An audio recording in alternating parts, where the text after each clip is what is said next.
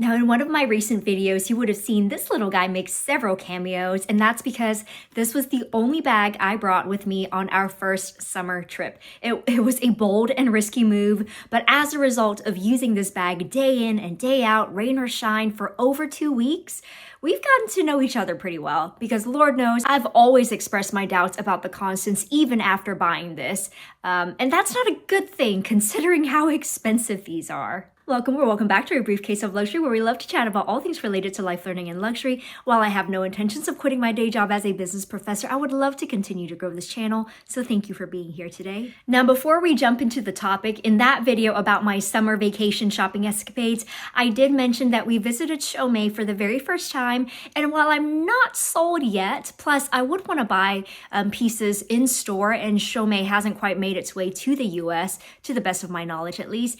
In the meantime, I am so excited to share 4 jewelry pieces that just arrived from Read Your Heart Fine Jewelry. Now, I've featured them before. In fact, they are some of my go-to jewelry pieces. I have several of their sterling silver and moissanite pieces, like this honeycomb necklace and these 2 crisscross bands that I like to stack. And you see these in almost every video because I wear these on a near daily basis. And I want to say I've had these going on for over a year now, and look at how they still sparkle.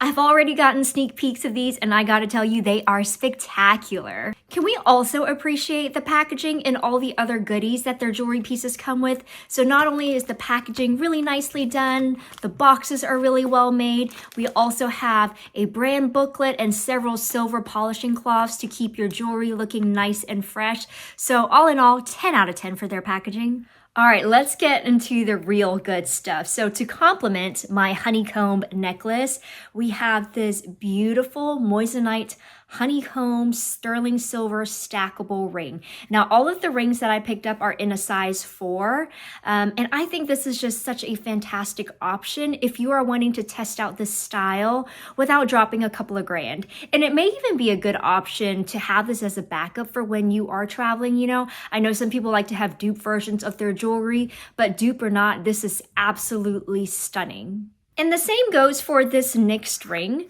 which is their moissanite snake bone sterling silver stackable ring.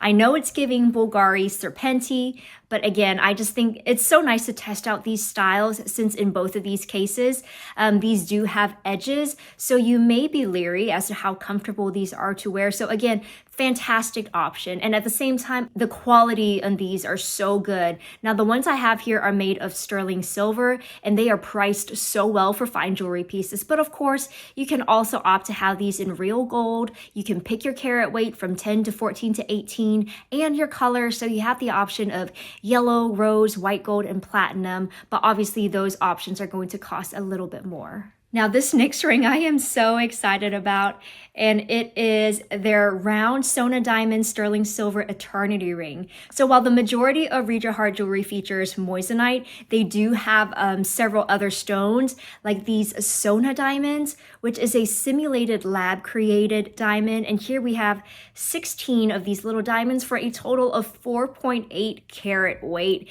and it's got a whole lot of bling. I'm curious to see how well these stones will hold up next to moissanite, just because I'm pretty sold on moissanite at this point. But look at how pretty, especially if you're into chunkier diamond rings. By the way, this fits on my thumb as well, so look at that.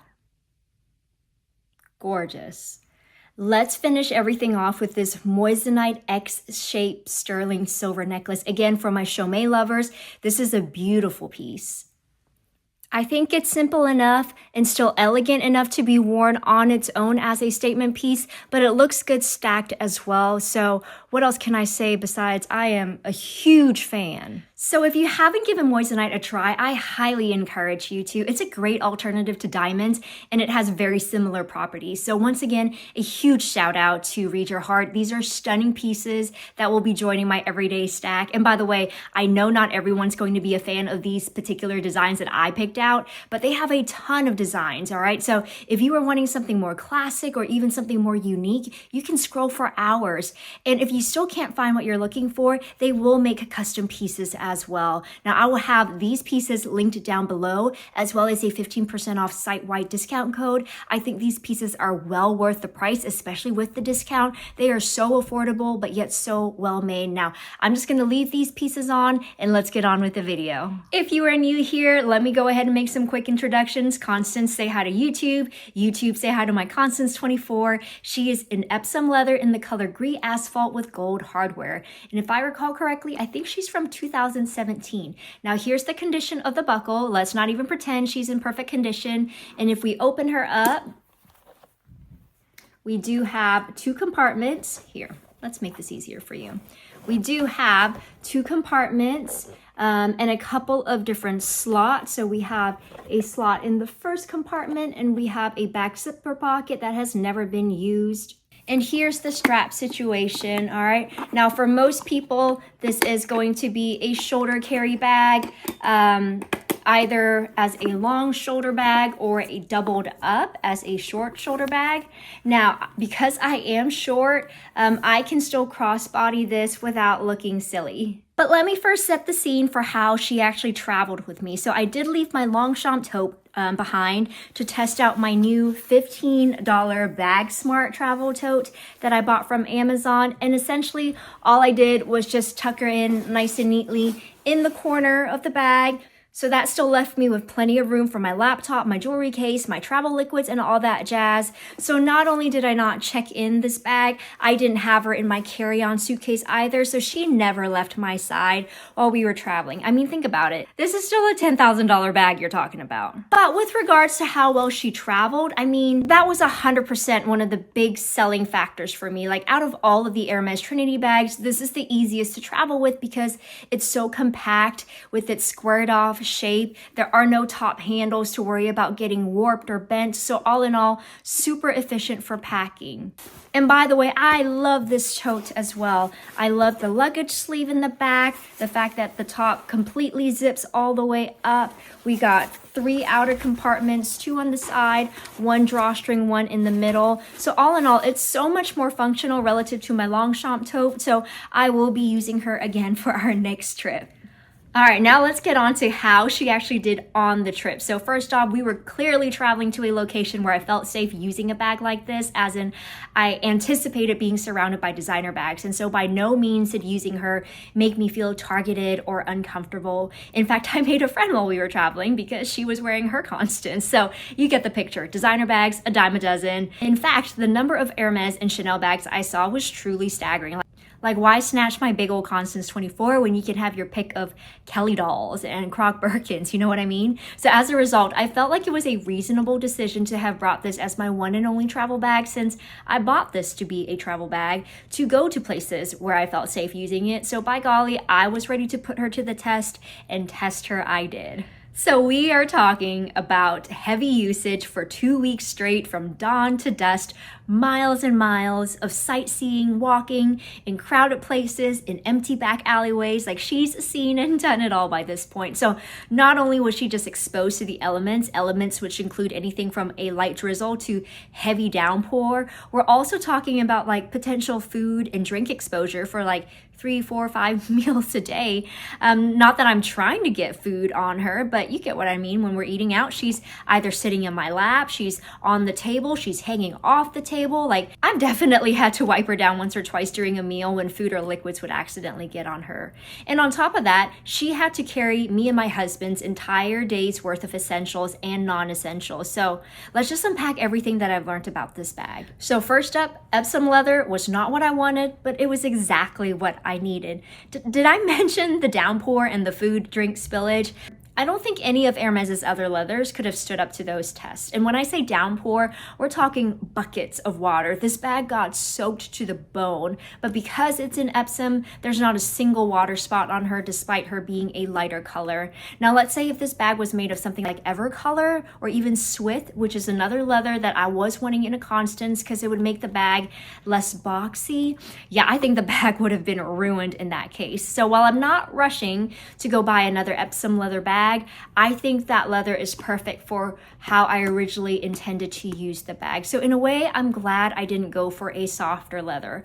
Also, now that she's been thoroughly rained on and used and broken in, her straps and just even overall structure has definitely gotten softer despite being made of Epsom. Now, along those lines, I also considered whether I should have gotten a Constance with a back pocket, but really it's a catch-22 because to have a usable back pocket, I would need a softer leather, especially if I wanted to put something like my phone, which is the primary reason why I like having a usable back pockets, not like the ones you get on your Chanel Classic flaps. But yeah, you would need a softer leather if you wanted to pocket something like a phone. And as much as I think back pockets are nice to have, especially while traveling, I didn't miss having one as much as I thought I would either. And that's not bag related. I think it's just because every single outfit I wore had a pocket somewhere that was large enough to accommodate my phone. Even like my dresses, some of them even had zippers. So that's probably why I didn't miss having a back pocket on my bags.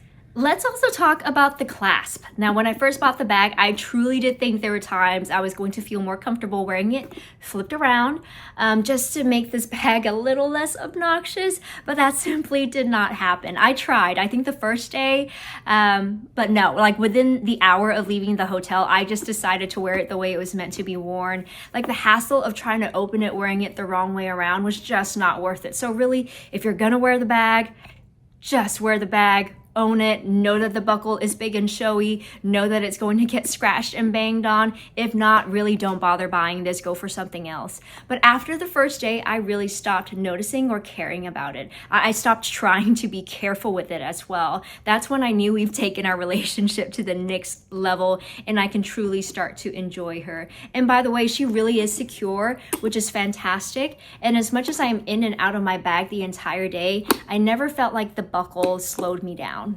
And on that note of being in and out of my bag, this I knew I was spot on when I made the decision to go for the size 24 rather than the cuter size 18, because she is a beast, I tell you. Depending on the weather forecast, sometimes I would have an umbrella in here or a personal fan. Or get this, I found this little square flask water bottle on Amazon. And I mean, I just love the capacity of the size 24. Look at that. Now for my regular day-to-day needs, I mean, granted, the size 18 may be more appropriate, but again, I wanted a bougie travel bag and the size 18 simply was not going to cut it. Now that being said, because I do absolutely load her up, I'm not gonna lie, she can get heavy, even with that little itty bitty water bottle. So it does help that I can wear this on my shoulder or cross-bodied. And there were times throughout the day when I would just switch different ways to wear it just to prevent shoulder fatigue. So it's nice that I'm not just stuck wearing this bag one way. Now, when I first got this bag, I partly couldn't believe how much I spent on it. And despite it being pre-loved, I bought this from Fashion File, by the way, in case I haven't mentioned it. And while I did also get her for under retail, prices for the 24 are even better at the moment. But yeah, despite all that, I just couldn't help but want to baby this bag. But once I stopped worrying about her and really started to use her, I feel like we're gonna be okay. I feel like this relationship is going to work. In fact, I think the more broken in she is, the more comfortable I'm going to feel using her. Let me know if any of you have had that experience with the bag. Now, really, I just need to get that way with my Roulis in the Dobley suede. Not gonna lie, I baby this a lot more than the Constance, despite this one being half the price of this one. And I don't know if I will ever have the cojones to bring this as my one and only travel bag. Like in my mind, fantasy me is wearing this bag in places like the UK or Scotland and Ireland in the fall, winter with a nice little trench coat. But my gosh, this bag is made of suede, for crying out loud. What is fantasy me thinking? She's not, clearly. So let me know what you think of the Constance 24. Is this something you would consider to be a good travel bag? Why or why not? Now for me, I think the truth is that when it comes to Hermes quota bags, I still think this is the best of the three. However, neither the Kelly or the Birkin are particularly strong contenders for travel bags to begin with. Like even within the Hermes bag family, there are others that I think are leaps and bounds better, like the Halston, for instance. But even beyond that, there are so many other bags that would make for better travel bags, both designer and non-designer bags, like the Rabienko bag that I featured a couple videos back, or the MZ Wallace bags if I had gotten them in the right size. So while I don't necessarily regret this purchase as much as I did, regret might be a little strong of a word, but after using and abusing her this summer, I am now at peace with this purchase, and I do see me hanging on to this bag for a very long time. Anyways, thank you so much for sticking around to the bitter end of the video, and if you enjoyed your time here, please don't forget to like, subscribe, and hit that notification bell, and I can't wait to see you next time.